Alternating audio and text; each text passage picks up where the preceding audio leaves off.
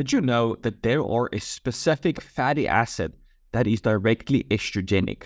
We don't need to be more estrogenic. There is so many endocrine disrupting estrogenic chemicals in the environment already, so we don't need to be consuming more through our diet. In my previous video, I talked about if dietary fat increases estrogen. In this video, I'm going to go a little bit deeper, talking about a specific fatty acid found in dietary fat that can actually directly activate the estrogen receptor. But I'm going to go even further and talk about how you can balance it out and what really matters to modulate your estrogen levels in the body so that you can shift into a more androgenic versus estrogenic state. And before we dive in, be sure to get my ebook on how to maximize your testosterone naturally. Also, coaching, link in the description below. Let's dive in. Men don't look good when they're in a high estrogen state. When someone is high estrogen, they tend to develop man boobs, fat around the midsection, big glutes and hips, very estrogenic features, right? And narrow shoulders. And when someone is highly androgenic, they get broader shoulders, narrow waist, not a lot of fat on the midsection, and they just look better. So you don't want to be hyperestrogenic. You want to have a high androgen to estrogen ratio. So the specific fatty acid that I'm going to talk about is called linoleic acid. And I'm going to discuss where this fat is found in just a moment. But linoleic acid directly binds to the estrogen receptor. So it binds and activates. But just because it binds doesn't mean it actually stimulates it. It doesn't mean it has the same estrogenic properties as estrogen just because it binds to the estrogen receptor. You actually get antagonists that also bind to the receptor, but they just block it. But the study did found that the interaction of linoleic acid with the estrogen receptor did increase the mRNA of estrogen-inducible genes, which means that it has the same effect as estrogen. Although it's obviously not as strong as estrogen directly, but when you have a lot of fat in the body of this specific fatty acid, it can definitely shift you more into an estrogenic state. And this is why people that eat a lot of this are very prone to looking a certain way. So as you can see, according to this graph, there's a lot of fatty acids that bind to the estrogen receptor.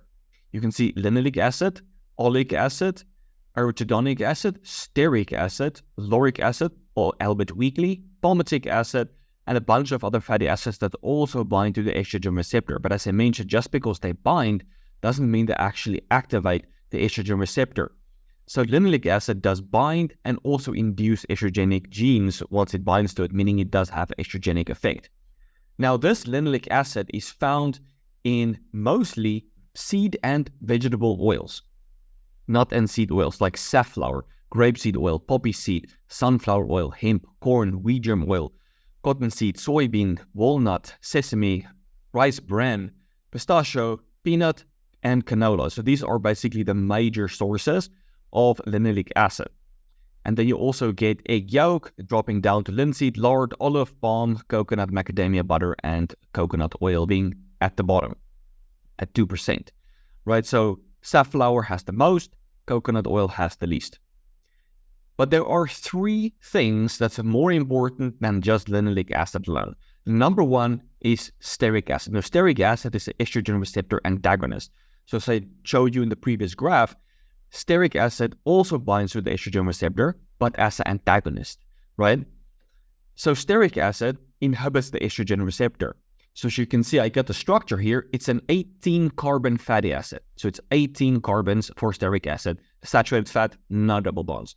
Then you have oleic acid. It has a neutral effect. On the estrogen receptor, it got one double bond. Then we got linoleic acid, and it stimulates the estrogen receptor because it has two double bonds. So it's just interesting how when it contains no double bonds in the structure, it inhibits. When it has one double bond, it has a neutral effect. And when it has two double bonds, it starts to have an estrogenic effect. So I wonder if it's the correlation between the amounts of double bonds and how estrogenic that specific fatty acid is.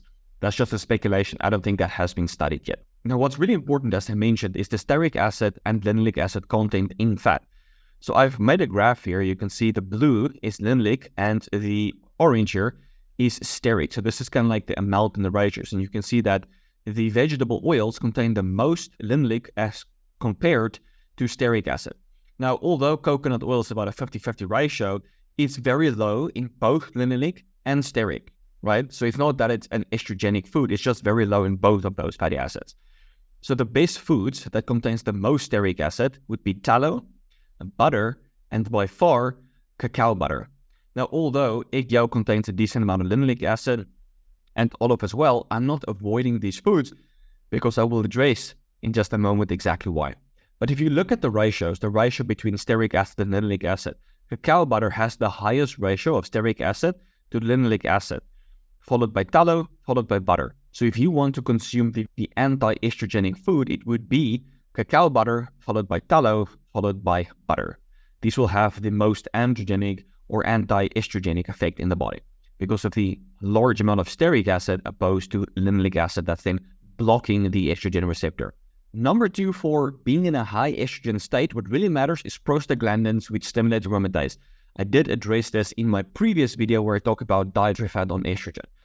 Right, so prostaglandins stimulate aromatase, and the more inflammation due to the prostaglandins you have, the higher estrogen will be.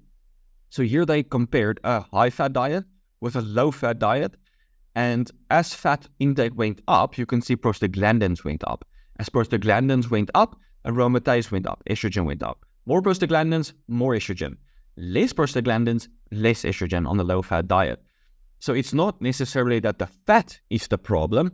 The problem is when that fat, like linoleic and arachidonic acid, is converted into prostaglandins and other inflammatory mediators, that then causes inflammation, which stimulates aromatase, that shifts you into a more estrogenic state. So the more inflamed you are, the more estrogen you automatically will have. So it's not that you should be avoiding fat at all cost, it's that you should be avoiding inflammation at all cost. So here's another example of fat intake on prostaglandin levels.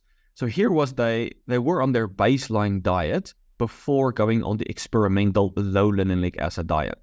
Right, so this is a metabolites of prostaglandins that they looked at in the urine. And so they were here on an 8% linoleic acid, basically default. The default diet contains 8% linoleic acid of total calories, which is actually quite high. It used to be like 2% in the past, so it definitely like 4x.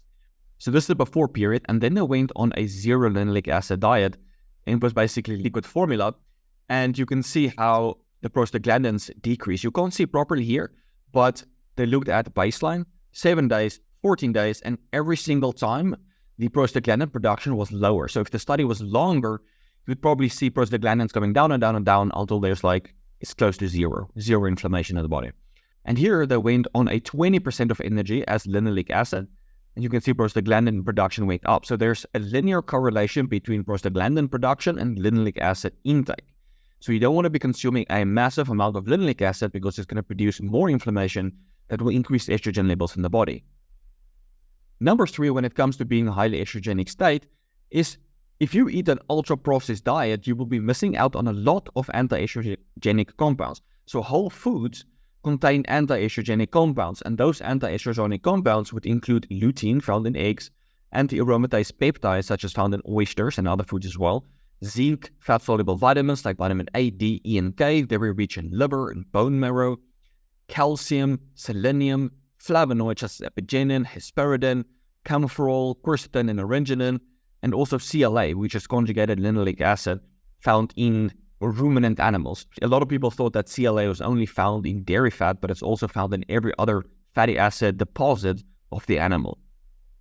So as long as you're eating animal foods, you will be consuming a lot of these beneficial compounds that will exert anti-estrogenic effects. So you will consume low linoleic acid, there will be low prostaglandin production because there's a lot of antioxidants in animal foods, and then you will also be consuming a lot of these anti-estrogenic compounds. So you're going to be in a very androgenic, anti-estrogenic state if you just eat whole foods, eat foods that's rich in stearic acid, which is basically animal foods, and then avoid inflammation by eating animal foods because it's very rich in natural antioxidants. So if you want to be in a high androgenic and a low estrogenic state, be sure to avoid these foods that's very high in linoleic acid. So that would be nut and seed oils, right? So I don't necessarily recommend that you try to eliminate or just limit linoleic acid as much as possible.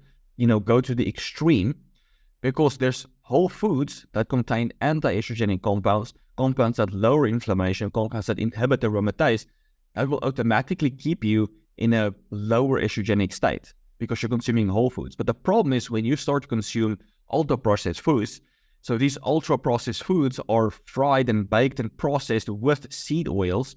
Now you have the linoleic acid with the ultra-processed foods, creating inflammation, not combating the inflammation. There's a lack of these anti-estrogenic compounds, and this really shifts you into a more estrogenic state. So the problem really is that someone would be eating an ultra-processed diet. This is the worst for keeping someone in a high estrogen state. So if you still consume some of these seed oils, but most of your diet is from whole foods, you'll be more protected. But the best would be not to have any nut or seed oils.